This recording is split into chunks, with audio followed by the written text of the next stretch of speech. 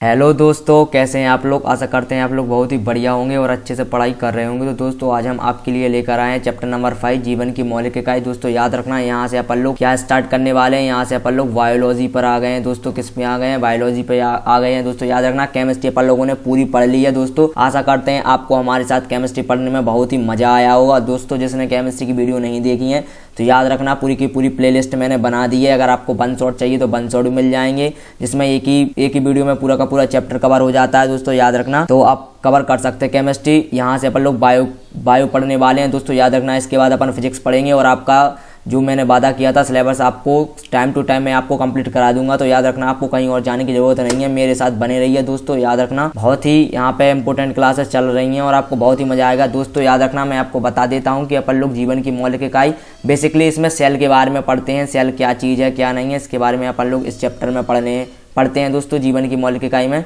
याद रखना तो इस चैप्टर में हम किस चीज़ के बारे में बात करेंगे? सेल के बारे में। याद रखना लेक्चर नंबर 1 में अपन लोग पढ़ने वाले हैं सेल के बारे में।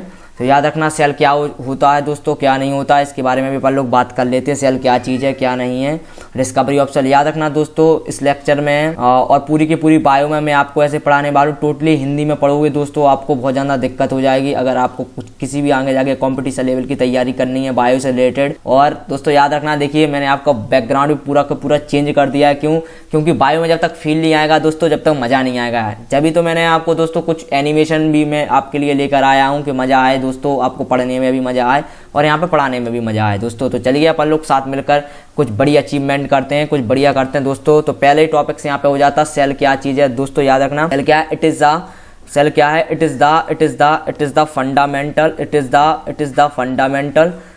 क्या है दोस्तों? याद रखना है इट इज द फंडामेंटल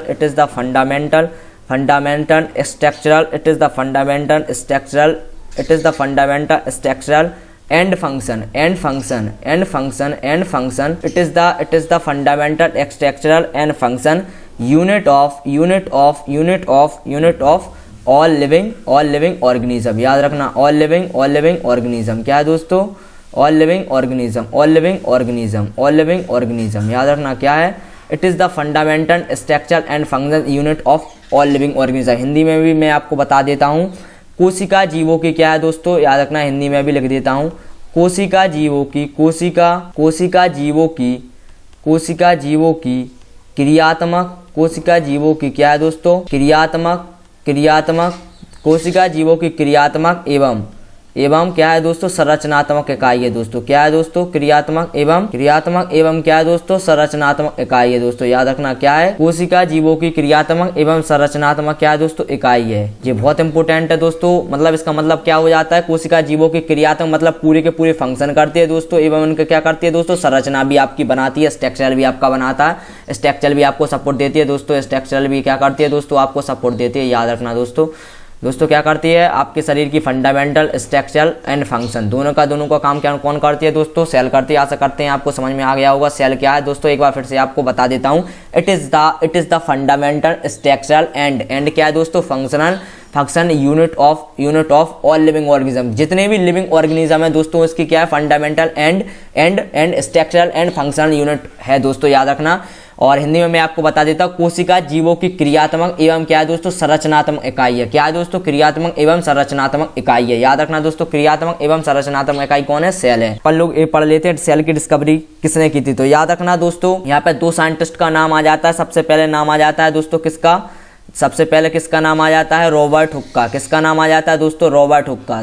आशा करते हैं आप लोग रॉबर्ट हुक के बारे में आपको जानकारी होगी। रॉबर्ट हुक क्या है? याद रखना दोस्तों रॉबर्ट हुक ने क्या किया था? रॉबर्ट हुक ने क्या किया था दोस्तों? डेड सेल क्या की थी दोस्तों? डेड सेल की क्या की थी दोस्तों? डिस्कवरी। क्या की थी दोस्तों? डेड सेल की डिस्कवरी की थी। याद रखना दोस्तों रॉबर्ट हुक ने क्या किया था दोस्तों? डेड सेल की डिस्कवरी किया था। और दोस्तों ये जो आगे क्या है दोस्तों? ल्यूवेनहोक। दोस्तों अगर लोग आप जानते होंगे ल्यूवेनहोक के लाने नहीं जानते तो मैं आपको बता देता हूँ ल्यूवेनहोक ने क्या किया था? ल्यूवेनहोक ने कुछ नहीं किया था दोस्तों, लिविंग सेल की खोज की थी। किसकी खोज की थी? लिविंग सेल की। याद रखना दोस्तों रॉबर्ट हुक ने जो डेड सेल की खोज की थी दोस्तों उनको इन्होंने क्या बोला था दोस्तों? याद रखना डेड सेल की उनके दोस्तों इन्होंने बताया था कि दोस्तों जो सेल होती है दोस्तों उसमें क्या पाए जाते हैं? ऐसे कंपार्टमेंट होते हैं दोस्तों। क्या होते हैं? ऐसे कंपार्टमेंट होते हैं। इन्हीं कंपार्टमेंट को इन्होंने क्या कहा था दोस्तों? क्या कहा था इन्होंने? सेलुला। क्या कहा था दोस्तों, क्या कहा था, सेलुला। क्या कहा था दोस्तों, याद रखना, यानी कंपार्टमेंट को सेलुला कहा था। एक बार फिर मैं आपको बता देता हूं कि डेड सेल की खोज किसने की थी, रॉबर्ट हुक ने की थी दोस्तों। और लिविंग सेल की खोज किसने की थी, ल्यूवेन हुक ने की थी। और इन्होंने क्या बताया कि सेल के अंदर क्या पाए जाते हैं दोस्तों, ऐसे कंपार्टमेंट होते हैं दोस्तों, याद रखना, ऐसे कंपार्टमेंट होते हैं। और इन्हीं में से इन्होंने एक कंपार्टमेंट को क्या कहा दोस्तों, क्या कहा, सेलुला कहा। आशा करते हैं आप आ गई होगी दोस्तों डिस्कवरी ऑफ सेल क्या है। आशा करते हैं आपको बहुत अच्छे से समझ में आ गया होगा कि डिस्कवरी ऑफ सेल ये बहुत इंपॉर्टेंट हो जाता है यहाँ पे। सेल, जब तक आपको सेल और दोस्तों अब अपन लोग पढ़ लेते हैं दोस्तों इनके कुछ कैरेक्टरिस्टिक्स पढ़ लेते हैं। कोशिका की कौन कौन सी विशेषताएं दोस्तों, इसको अपन लोग पढ़ लेते हैं। याद रखना, यहाँ पे पहली विशेषता हो जाती है इनमें स्वतंत्र रूप से गुणन। गुणन कहलाता है दोस्तों रेप्लिकेशन। क्या कहलाता है, रेप्लिकेशन। याद रखना, क्या कहलाता है, रेप्लिकेशन। मैंने कहा है क्या, मैं आपको इंग्लिश भी बताता चलूंगा जिसमें आपको बहुत अच्छे से मजा आएगा दोस्तों। याद रखना, इनमें क्या है, स्वतंत्र रूप से गुणन करने की क्या होती है, क्षमता। क्षमता को क्या बोलते हैं दोस्तों, याद रखना, कैपेबिलिटी। दोस्तों क्या बोलते हैं, उनकी क्षमता, उनकी एबिलिटी है दोस्तों। क्या है, क्षमता मतलब एक हो जाता है दोस्तों एबिलिटी। क्या हो जाता है दोस्तों, एबिलिटी। याद रखना, इनमें अनुवांशिक सूचनाएं होती हैं दोस्तों। अनुवांशिक सूचना को क्या बोलते हैं इंग्लिश में, जेनेटिक इन्फॉर्मेशन। क्या होती है, इन्फॉर्मेशन, जेनेटिक इन्फॉर्मेशन दोस्तों। क्या है, जेनेटिक इन्फॉर्मेशन क्या होती है, नियत। नियत मतलब होती है दोस्तों इनके अंदर होती है जेनेटिक इन्फॉर्मेशन। जैसे कि आपको पता होगा जेनेटिक इन्फॉर्मेशन को देता है दोस्तों डीएनए। आपको पता होगा डीएनए। आशा करते हैं आपको समझ में आ गया होगा दोस्तों। अगला पॉइंट क्या है, जीवन हेतु सभी आवश्यक प्रक्रियाओं को क्या करती हैं दोस्तों, क्या करती हैं, पूर्ण करती हैं। क्या करती हैं दोस्तों, पूर्ण कर सकती हैं। याद रखना, जीवन की जितनी भी आपकी इंपॉर्टेंट प्रक्रियाएं हैं, इंपॉर्टेंट कार्य हैं, वो सारी की सारी कौन पूर्ण करेंगे दोस्तों, पूर्ण कर सकती हैं। कौन कर सकती हैं दोस्तों, सेल। क्या कौन कर सकते हैं दोस्तों, सेल कर सकते हैं। आशा करते हैं आपको समझ में आ गया होगा कि मैं आपको क्या बताना चाहता हूं दोस्तों। पढ़ते हैं अगले टॉपिक्स के। टॉपिक से पहले मैं आपको बता देता हूं, जैसे कि मैंने कहा था आपको एनिमेशन के साथ मैं बताऊंगा दोस्तों। ये है आपके लिए एनिमेशन दोस्तों। याद रखना, आशा करते हैं आपको ये एनिमेशन बहुत अच्छे से आया होगा दोस्तों। ये क्या है दोस्तों, माइटोकॉन्ड्रिया है दोस्तों। ये क्या है दोस्तों, ईआर है दोस्तों। क्या है, एक बार फिर से मैं प्ले कर देता हूँ आपके लिए। और ये क्या है दोस्तों, गोल्जी का है, जैसे कि आपको पता होगा। और बाकी के जितने भी ऑर्गेनेल्स है दोस्तों सेल के अंदर डूबे रहते हैं दोस्तों, इसको न्यूक्लियस बोलते हैं। आशा करते हैं आपको बहुत अच्छे से समझ में आ गया होगा और ये देखने में भी आपको बहुत अच्छा लगा होगा दोस्तों एनिमेशन। अगर अच्छा लगा तो वीडियो को लाइक और चैनल को सब्सक्राइब करना बिल्कुल भी ना भूलें। चलिए बढ़ते हैं आगे की तरफ, और भी चीज़ें अपन लोग पढ़ लेते हैं दोस्तों। जैसे कि अपन लोग आ गए हैं दोस्तों एक न्यू टॉपिक, और न्यू टॉपिक में मैं आपको बताने वाला हूँ, क्या बताने वाला हूँ, cellular composition in different organism. Cellular composition in different organism मतलब विभिन्न जीवों में कोशिकीय संगठन दोस्तों। क्या है दोस्तों, इसका मतलब आप लोग लिख लेना अगर आपको जैसे नहीं आ रहा दिक्कत है दोस्तों। लेकिन आप लोग बिल्कुल शुद्ध हिंदी में बिल्कुल भी ना पढ़ें। लेकिन मैं हिंदी आपको बता भी रहा हूँ दोस्तों, ऐसा नहीं है कि मैं हिंदी में नहीं बता रहा हूँ, लेकिन शुद्ध हिंदी में आप पढ़ेंगे तो दिक्कत होगी। मैं आपको बताता जा रहा हूँ, आप लिखते जाना दोस्तों, साथ साथ में नोट्स बनाइए। Cellular composition in different cell का मतलब हो जाता है दोस्तों विभिन्न जीवों में कोशिकीय संगठन। विभिन्न जीवों में कोशिकीय संगठन किस प्रकार से होता है दोस्तों, याद रखना, किसी में दोस्तों यूनिसेलुलर एनिमल्स होते हैं। यूनिसेलुलर का मतलब होता है जिसमें क्या हो दोस्तों, एकल कोशिका हो। क्या हो दोस्तों, एकल कोशिका। एकल कोशिका का मतलब जिसमें एक कोशिका हो। और मल्टी सेलुलर का मतलब होता है दोस्तों, मल्टी सेलुलर एनिमल्स का मतलब क्या होता है दोस्तों, जिसमें क्या हो, अनेक कोशिकाएं हो। क्या हो दोस्तों, अनेक कोशिकाएं। याद रखना, क्या हो दोस्तों, अनेक कोशिकाएं। क्या हो दोस्तों, अनेक कोशिकाएं। याद रखना दोस्तों, ये बहुत इंपॉर्टेंट है दोस्तों। एक कोशिका है, अनेक कोशिकाएं क्या चीज़ है क्या नहीं है दोस्तों। आशा करते हैं आपको बहुत अच्छे से समझ में आ रहा होगा मैं आपको क्या बताना चाहता हूँ। याद रखना दोस्तों, इसमें अगला आ जाता है एक कोशिकीय और बहुकोशिकीय में अंतर दोस्तों। एक कोशिकीय जीव मतलब इनमें कहने का मतलब दोस्तों, इनको हम लोग क्या बोलते हैं, प्रोकैरियोटिक्स। क्या बोलते हैं दोस्तों, क्या बोलते हैं दोस्तों, याद रखना, क्या बोलते हैं दोस्तों, प्रोकैरियोटिक। क्या बोलते हैं, प्रोकैरियोटिक। और इनको क्या बोलते हैं दोस्तों, यूकैरियोटिक। यूकैरियोटिक क्या बोलते हैं दोस्तों, यूकैरियोटिक। याद रखना दोस्तों, एक कोशिकीय जीव को क्या बोलेंगे, प्रोकैरियोटिक, और बहुकोशिकीय जीवों को क्या बोलेंगे, यूकैरियोटिक। याद रखना दोस्तों, प्रोकैरियोटिक न्यूक्लियोइड प्रेजेंट है दोस्तों। क्या है इसमें, न्यूक्लियोइड प्रेजेंट है दोस्तों। क्या है प्रेजेंट है इसमें दोस्तों, न्यूक्लियोइड क्या है दोस्तों, प्रेजेंट है। जिनमें डिफरेंस है, इनमें न्यूक्लियोइड प्रेजेंट है दोस्तों, और इसमें क्या प्रेजेंट है, इसमें क्या प्रेजेंट है, न्यूक्लियस। इसमें क्या प्रेजेंट है दोस्तों, न्यूक्लियस। क्या प्रेजेंट है, न्यूक्लियस। न्यूक्लियस मतलब क्या होता है दोस्तों, केंद्रक होता है। याद रखना दोस्तों, क्या होता है, केंद्रक। इसमें क्या प्रेजेंट है दोस्तों, इसमें क्या प्रेजेंट है, इसमें क्या प्रेजेंट है, सर्कुलर। क्या है दोस्तों, क्या प्रेजेंट है, सर्कुलर डीएनए। क्या है दोस्तों, सर्कुलर। यहाँ में क्या प्रेजेंट है, DNA, circular DNA, DS DNA दोस्तों, double standard circular DNA. Circular मतलब दोस्तों कैसा है, ऐसा गोलाकार। उसमें कैसा प्रेजेंट है डीएनए, लीनियर। क्या है दोस्तों, लीनियर। लीनियर मतलब होता है दोस्तों इस प्रकार से, लीनियर, रेखीय डीएनए दोस्तों। आशा करते हैं आपको समझ में आ गया होगा दोस्तों। ये इसमें स्टोन्स क्या हो जाते हैं दोस्तों, अब्सेंट हो जाते हैं। क्या है दोस्तों, स्टोन्स अब्सेंट। और इसमें स्टोन्स क्या है दोस्तों, हिस्टोन्स क्या है इसमें, हिस्टोन्स क्या है दोस्तों, प्रेजेंट है इसमें, हिस्टोन्स क्या है, प्रेजेंट। दोस्तों हिस्टोन्स क्या कहलाते हैं, हिस्टोन्स कुछ नहीं होते दोस्तों, याद रखना, आपको पता होगा जो डीएनए को बांधने में जो उपयोग किया जाता है दोस्तों, उन्हीं को हम लोग हिस्टोन्स बोलते हैं, याद रखना दोस्तों। जो क्या करते हैं, डीएनए को बांधने में प्रयोग करते हैं, याद रखना दोस्तों, उन्हें क्या बोलते हैं, हम हिस्टोन्स बोलते हैं, याद रखना दोस्तों। इसमें क्या है दोस्तों, मेम्ब्रेन बाउंड ऑर्गेनेल्स अब्सेंट होते हैं, क्या होते हैं दोस्तों, मेम्ब्रेन बाउंड ऑर्गेनेल्स, क्या है दोस्तों, मेम्ब्रेन बाउंड ऑर्गेनेल्स, क्या है दोस्तों, ऑर्गेनेल्स क्या है, अब्सेंट है। मेम्ब्रेन बाउंड ऑर्गेनेल्स अब्सेंट का मतलब दोस्तों, इसमें ऐसा कोई भी चीज नहीं पाई जाएगी जिसके ऊपर क्या है दोस्तों, डब मेम्ब्रेन हो दोस्तों, याद रखना क्या है, मेम्ब्रेन हो, क्योंकि ये सिंगल सेल से मिलकर बने हैं। इसमें क्या है दोस्तों, मेम्ब्रेन बाउंड ऑर्गेनेल्स क्या है दोस्तों, प्रेजेंट है, क्या है दोस्तों, प्रेजेंट है, याद रखना दोस्तों। इसमें दोस्तों 70S राइबोसोम्स पाए जाते हैं। कितने राइबोसोम्स है दोस्तों, इसमें 70S, और इसमें कितने राइबोसोम है, 80S। दोस्तों जो 70S क्या है, 80S क्या है दोस्तों, ये आपको आगे जब राइबोसोम पढ़ाएंगे तब आपको पता चल जाएगा 70S क्या है, 80S क्या है। जब तक आप लोग क्या करें दोस्तों, बस इसको इतना ही याद करके रखें, जब राइबोसोम पढ़ाएंगे तब आपको बता देंगे 70S क्या है, 80S क्या है। चलिए आशा करते हैं आपको ये पूरे अच्छे से टॉपिक समझ में आ गया होगा। एक कोश के जीव, बहुकोश के जीव क्या है, दोनों में अंतर क्या चीज होती है दोस्तों, आशा करते हैं आपको समझ में आ गया होगा। दोस्तों अगला टॉपिक आ जाता है साइज एंड शेप। इसका साइज क्या है दोस्तों, याद रखना, बेसिकली साइज इसका क्या होता है दोस्तों, गोलाकार। क्या होता है दोस्तों, गोलाकार हो जाता। कभी कभी क्या हो जाता है दोस्तों, वाइलोब्ड हो जाता है इसका आकार, याद रखना।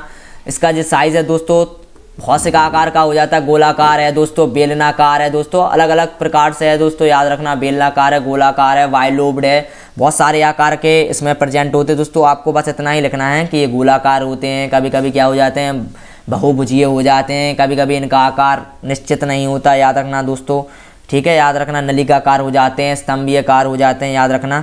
लेकिन अगर दोस्तों याद रखना, कोशिका बहुत ज़्यादा अति सूक्ष्म होती है, क्या होती है दोस्तों, अति सूक्ष्म होती है, क्या होती है दोस्तों, अति सूक्ष्म होती है दोस्तों, कोशिका क्या होती है, अति सूक्ष्म होती है, याद रखना।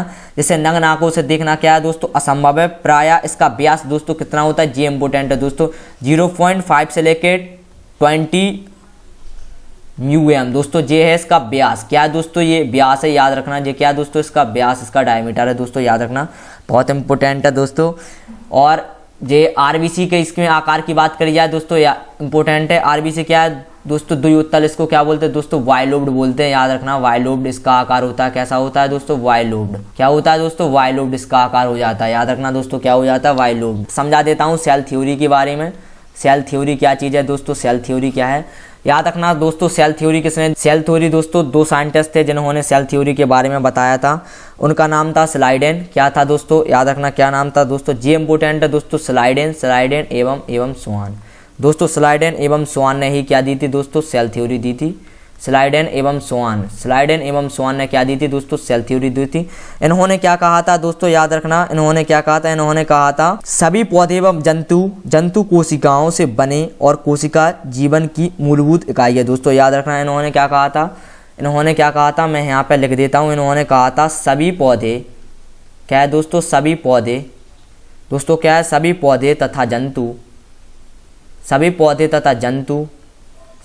तथा जंतु क्या है दोस्तों, सभी पौधे तथा जंतु कोशिकाओं, सभी पौधे तथा जंतु क्या है दोस्तों, सभी पौधे तथा जंतु कोशिकाओं से क्या होते हैं दोस्तों, कोशिकाओं से बने होते हैं, कोशिकाओं से क्या होते हैं दोस्तों, बने होते हैं, याद रखना। कोशिकाओं से क्या होते हैं दोस्तों, बने होते हैं, कोशिकाओं से बने होते हैं, और कोशिका दोस्तों क्या है, कोशिका जीवन की क्या है दोस्तों, मूलभूत इकाई है। क्या है दोस्तों, मूलभूत इकाई है दोस्तों, याद रखना, मूलभूत इकाई है। मूलभूत का मतलब क्या हो जाता है दोस्तों, फंडामेंटल यूनिट। क्या हो जाता है दोस्तों, क्या हो जाता है, फंडामेंटल यूनिट। क्या हो जाता है दोस्तों, याद रखना, क्या हो जाता है, फंडामेंटल यूनिट। ये कहलाता है दोस्तों सेल थ्योरी, जो कि आगे जाके आपको काम आएगी दोस्तों। इंग्लिश में भी मैं आपको बता देता हूँ दोस्तों, याद रखना सेल थ्योरी क्या चीज़ है। ऑल द ऑर्गेनिज्म दोस्तों, सेल नहीं दोस्तों, क्या है दोस्तों, organism. All the organism are composed of cell. All the organism are composed of cell and their product. All the organism are composed of cell and their product. ये कहलाता है दोस्तों याद रखना सेल थ्योरी। क्या है दोस्तों? Cell theory. क्या है दोस्तों? Cell theory. अब दोस्तों याद रखना, देखिए दोस्तों इंग्लिश में कितना सरल हो जाता है दोस्तों, इंग्लिश में कितना कठिन है। सभी पौधे तथा जंतु कोशिकाओं से बने होते हैं, कोशिका जीवन की मूलभूत इकाई है। अब देखना दोस्तों इसमें क्या है, all the organism are composed of cell and their product. मतलब जितने भी जो ऑर्गेनिज्म है दोस्तों किससे बने हैं? कंपोस्ट ऑफ सेल से बने हैं और उनके प्रोडक्ट से बने हैं। याद रखना दोस्तों, ये बहुत इंपॉर्टेंट हो जाता है। यहीं पर मैं आपको आगे समझाने वाला हूँ दोस्तों। एक और साइंटिस्ट थे जिनका नाम था बिरचॉफ। क्या नाम था दोस्तों? बिरचॉफ, रेडोल्फ बिरचॉफ। बिरचॉफ उनका नाम था दोस्तों। क्या था? रेडोल्फ बिरचॉफ। इन्होंने क्या कहा था दोस्तों? याद रखना, इन्होंने क्या कहा था? रेडोल्फ बिरचॉफ ने क्या कहा था दोस्तों? इन्होंने कहा था ओमनी सेलुला। दोस्तों क्या कहा था? ओमनी सेलुला। क्या कहा था दोस्तों? ओमनी सेलुला ई सेलुला। क्या कहा था दोस्तों? ओमनी सेलुला ई सेलुला। ओमनी सेलुला ई सेलुला का मतलब क्या हो जाता है दोस्तों? न्यू सेल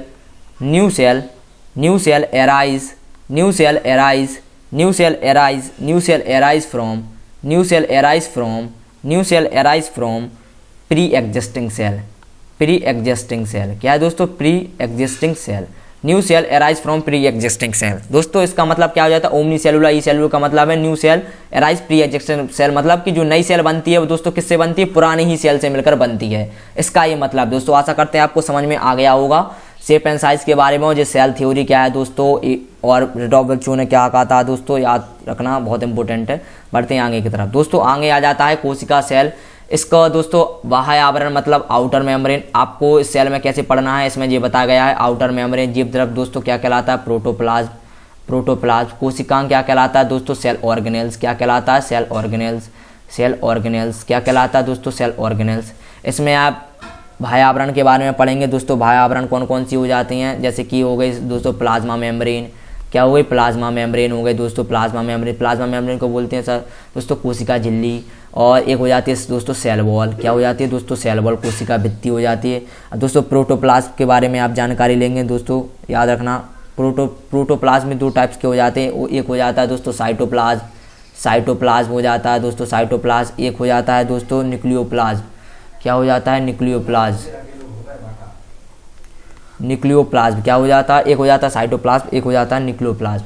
अब ऑर्गेनेल्स में दोस्तों बहुत सारे हो जाते हैं, जैसे माइटोकॉन्ड्रिया है, राइबोसोम्स है, माइटोकॉन्ड्रिया हो गया, राइबोसोम्स हो गया, और दोस्तों बहुत से हैं। लाइसोसोम्स है दोस्तों, याद रखना लाइसोसोम्स है, माइटोकॉन्ड्रिया है, केंद्रक है, न्यूक्लियस है दोस्तों। क्या है? न्यूक्लियस है, माइटोकॉन्ड्रिया है दोस्तों। समय समय पे आपको सब पता चलेगा ये क्या है दोस्तों? माइटोकॉन्ड्रिया। याद रखना दोस्तों ये क्या है? माइटोकॉन्ड्रिया। और ये क्या है? राइबोसोम्स, न्यूक्लियस है। आगे में आपको बहुत रिक्तियाँ हैं दोस्तों, जैसे कि वैक्यूल्स हो गई, ये आपको इस टॉपिक्स में पढ़ने मिलेगा। सबसे पहले अपन लोग पढ़ लेते हैं दोस्तों आउटर मेम्ब्रेन में सबसे पहले आता है प्लाज्मा झिल्ली या फिर कोशिका झिल्ली। इसको क्या बोलते हैं दोस्तों? प्लाज्मा झिल्ली। क्या है दोस्तों? प्लाज्मा मेम्ब्रेन दोस्तों। क्या है? Plasma membrane. याद रखना क्या है दोस्तों? Plasma membrane. सभी कोशिकाओं में जीव द्रव के बारे में आप बता चुके हैं हम। क्या होता है जीव द्रव? प्रोटोप्लाज्म। क्या हो जाता है दोस्तों? प्रोटोप्लाज्म। क्या हो जाता है? प्रोटोप्लाज्म के चारों ओर एक पतली झिल्ली पाई जाती है। क्या पाई जाती है? प्रोटोप्लाज्म के चारों ओर एक पतली झिल्ली पाई जाती है, जिसे हम क्या कहते हैं? कोशिका कला, मतलब कि प्लाज्मा मेम्ब्रेन कहते हैं। ये क्या होती है दोस्तों? सेमी परमिएबल होती है तथा चयनात्मक पारगम का भी गुण दर्शाती है दोस्तों। चयनात्मक पारगम का मतलब होता है दोस्तों सेलेक्टेबल। याद रखना दोस्तों क्या हो जाता है? सेलेक्टेबल। क्या हो जाता है दोस्तों? Selectable permeable. क्या हो जाता है दोस्तों? परमिएबल। सेलेक्टेबल परमिएबल का मतलब दोस्तों वो सेलेक्ट करेगी किस चीज़ को अंदर जाना है और किस चीज़ को बाहर निकलना है। जैसे कि ये मेम्ब्रेन है दोस्तों, प्लाज्मा मेम्ब्रेन, ये सेलेक्ट करेगी मैं इस चीज़ को अंदर भेजूँ, इस चीज़ को बाहर निकालूँ दोस्तों। याद रखना ये कहलाती है सेलेक्टेबल परमिएबल का भी गुण दर्शाती है। इलेक्ट्रॉन माइक्रोस्कोप के बिना इसे देखना संभव नहीं है दोस्तों, क्योंकि ये प्रोटॉन एवं वसा की परतों से आने व बाहर जाने को नियंत्रित करती है। याद रखना दोस्तों इलेक्ट्रॉन माइक्रोस्कोप के बिना इसे देखना संभव नहीं है दोस्तों। याद रखना प्रोटॉन एवं वसा की परतों में आने व जाने को क्या करती है दोस्तों? नियंत्रित करती है। और दोस्तों यह क्या दर्शाती है? पुनरुत्पादन। इसको क्या बोलते हैं दोस्तों? रीजनरेशन की क्षमता भी दर्शाती है। किसकी क्षमता? रीजनरेशन की क्षमता भी दर्शाती है। यह झिल्ली भोजन एवं अन्य पदार्थों को ग्रहण करने में भी क्या होती है दोस्तों? सहायक होती है। ग्रहण का मतलब दोस्तों ये अपने अंदर क्या करेगी? एग्जिट इंसर्ट दोनों करने में क्या करती है दोस्तों? सहायता करती है। प्लाज्मा झिल्ली के कार्य, फंक्शन और प्लाज्मा मेम्ब्रेन क्या हो जाते हैं? यह कोशिका को निश्चित आकार प्रदान करती है दोस्तों। याद रखना क्या करती है? एक निश्चित आकार प्रदान करती है। यह कोशिकाओं मतलब ऑर्गेनेल्स के लाने क्या करती है दोस्तों, सुरक्षा प्रदान करती है। उनको क्या करती है दोस्तों, सुरक्षा प्रदान करती है, मतलब उसको सेव करती है। याद रखना दोस्तों, क्या करती है, उनको कोशिकाओं को सुरक्षा प्रदान करती है। अगला तीसरा हो जाता है दोस्तों सेलेक्टेबल परमिएबल। दोस्तों क्या होते हैं, सेलेक्टेबली परमिएबल, पारगम होने के कारण दोस्तों यह क्या करते हैं दोस्तों, चयनित एवं विशिष्ट आयनों एवं पदार्थ को कोशिका के अंदर एवं बाहर जाने में मदद करते हैं। दोस्तों याद रखना, कोशिका में पदार्थों के परिवहन को भी क्या करते हैं दोस्तों, ट्रांसपोर्ट में भी क्या करते हैं दोस्तों, मदद करते हैं। पदार्थों का अंदर आना, पदार्थों को जाना, याद रखना दोस्तों, ट्रांसपोर्ट में भी क्या करती है, मदद करती है। आगे हो जाता है दोस्तों सेल वॉल, कोशिका भित्ति। पादप कोशिका में प्लाज्मा झिल्ली के चारों एक हार्ड मतलब हो जाता है दोस्तों कठोर। क्या है दोस्तों, कठोर। याद रखना, कठोर एवं डेड मतलब मृत। दोस्तों अभी हाल मैं आपको पहले ही बता चुका हूं, डेड सेलुलोज का बना एक आवरण होता है जिसे हम क्या कहते हैं, कोशिका भित्ति। क्या कहते हैं, सेल वॉल क्या कहते हैं दोस्तों, सेल वॉल कहते हैं। यह अपेक्षाकृत एक सुरक्षात्मक परत है। दोस्तों क्या है, सुरक्षात्मक परत है। याद रखना, सुरक्षा करने का काम करती है, जो पादप कोशिकाओं को हार्ड आकार प्रदान करते हैं। क्या करते हैं दोस्तों, पादप कोशिकाओं को एक हार्ड आकार मतलब एक कठोर आकार प्रदान करती है। दोस्तों क्या करती है, कठोर आकार प्रदान करती है। और विभाज्य ऊतकों में यह अपेक्षाकृत विभाज्य ऊतक क्या होते हैं दोस्तों, ऊतक होते हैं, जो कि क्या होती है, इसमें क्या होते हैं, ये पतली होती है। याद रखना, और मैं आपको इसका डायग्राम बना के भी बता देता हूँ, सेल वॉल का भी और इसका भी। याद रखना दोस्तों, मैं आपको बता देता हूँ दोस्तों, जैसे कि ये है प्लाज्मा मेम्ब्रेन। ये क्या है दोस्तों, प्लाज्मा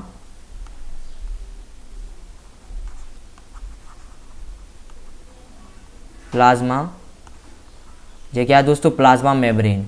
और इसी के जस्ट ऊपर पाई जाती है दोस्तों, इसी के जस्ट ऊपर पाई जाती है सेल वॉल। इसी के जस्ट ऊपर पाई जाती है सेल वॉल। दोस्तों ये क्या है, सेल वॉल। याद रखना, जो कि क्या है दोस्तों, हार्ड है। और ये सबसे ये कहाँ में मिलती है दोस्तों, याद रखना, ये ज़्यादातर किसकी बनी है, सेलुलोज की। कैसे मिलकर बनी है, सेलुलोज। याद रखना, सेलुलोज से। और किस में पाई जाती है, प्लांट सेल में। क्या दोस्तों, प्लांट सेल में ज़्यादातर प्रेजेंट मिलती है, सेलुलोज की बनी। याद रखना दोस्तों, किसकी, सेलुलोज की बनी होती है, जो कि प्लाज्मा मेम्ब्रेन। कहाँ पे मिलती है दोस्तों, प्लांट सेल में मिलती है। दोस्तों अपन को पता होगा प्लाज्मा मेम्ब्रेन ओनली एनिमल, जैसे कि अपन लोग मतलब इनमें पाई जाती है। याद रखना, और जो हार्ड लेयर है ज़्यादातर प्लांट में मिलती है, कभी कभी ये इसमें फंगी में भी मिल जाती है। दोस्तों याद रखना, इंपॉर्टेंट है। और इसके कुछ फंक्शन है। कोशिका भित्ति बैक्टीरिया, पादपों, कवकों आदि की कोशिकाओं को क्या करती है, तनु विलयन में बिना टूटे उनका आकार बनाए रखती है। याद रखना दोस्तों, किसमें, तनु विलयन में। दोस्तों याद रखना, बिना टूटे उनका आकार बनाए रखती है और कोशिकाओं को सूखने से बचाती है। ये इंपॉर्टेंट पॉइंट है। याद रखना, कोशिका को क्या करती है दोस्तों, ड्राई करने से बचाती है। और रोगाणु का मतलब हो जाता है दोस्तों बैक्टीरिया, वायरस को कोशिका में जाने से रोकती है। किसको जाने से रोकती है, जिसकी ये मैंने बता दिया है आपको, ये सेल वॉल। क्या है, सेल वॉल है। अब ये कोई एक बैक्टीरिया है दोस्तों, क्या है, एक बैक्टीरिया। याद रखना, ये क्या है, बैक्टीरिया। इसको जाने नहीं देगी, समझ में आया, जाने से बचाती है। तभी अंदर कोई भी किस लिए काम करती है, मतलब सुरक्षा का काम करती है, जिससे कोई भी इन्फेक्शन पेड़ के अंदर या फिर जिसके पास जी प्रेजेंट है उसमें कोई भी इन्फेक्शन ना हो जाए। याद रखना दोस्तों, ये इंपॉर्टेंट है, कोई भी इन्फेक्शन ना हो जाए उसके लिए ये काम करती है। दोस्तों आशा करते हैं आपको समझ में आ गया होगा मैं क्या कहना चाहता हूँ। चलिए बढ़ते हैं आगे की तरफ।